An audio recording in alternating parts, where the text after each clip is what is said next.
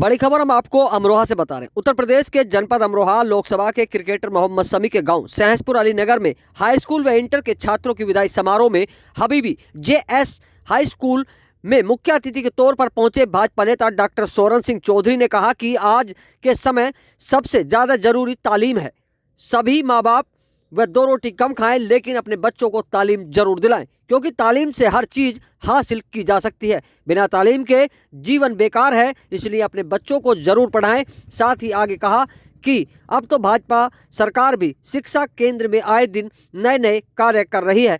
गरीब बच्चों को निःशुल्क शिक्षा प्रदान की जा रही है, जिससे हमारे देश का गरीब बच्चा भी तालीम हासिल कर सके, अपना परिवार और अपने देश का नाम रोशन कर। बताते चलते हैं, जिला पंचायत सदस्य व भाजपा नेता डॉक्टर सोरन सिंह ने अमरोहा लोकसभा के दर्जनों गांवों में जाकर भाजपा पार्टी की उपलब्धियां गिनाई। साथ ही डॉक्टर सोरन सिंह ने स्कूल में विदाई समारोह में बच्चों को पढ़ाई के लिए जागरूक किया और सभी से आह्वान किया कि शिक्षा हमारे देश की रीढ़ है, हमें उस पर विशेष ध्यान देने की जरूरत। सभी बच्चों के माता पिता से मेरा कहना है कि बच्चों में जिस कार्य की रुचि हो उसे आगे बढ़ाने का काम करें। साथ ही उन्होंने कहा कि पहले के मुताबिक मुस्लिम समाज पढ़ाई में अब बढ़ चढ़ कर हिस्सा ले रहा है, जिसका परिणाम आप सबके सामने है। आई नो सच के लिए ब्यूरो रिपोर्ट। आपको मेरी तरफ से तहे दिल से बहुत बहुत शुभकामनाएं, बहुत बहुत आशीर्वाद, क्योंकि आपने समाज के लिए वो काम किया।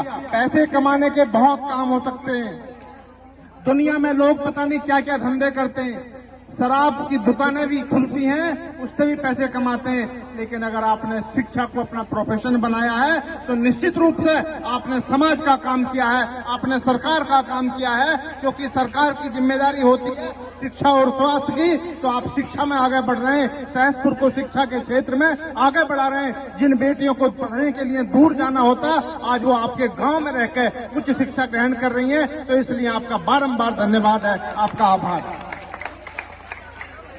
आदरणीय साथियों, विद्या ददाति, अगर आदमी शिक्षित है तो निश्चित रूप से विनय होगी, और विनयशील आदमी अगर होता है तो उसका घर परिवार और समाज सब संस्कारित होते हैं, सब अच्छी तरीके से चलते हैं। इसलिए अगर समाज को सही दिशा में लेके जाना तो निश्चित रूप से हमें शिक्षा की तरफ अपना ध्यान देना ही पड़ेगा।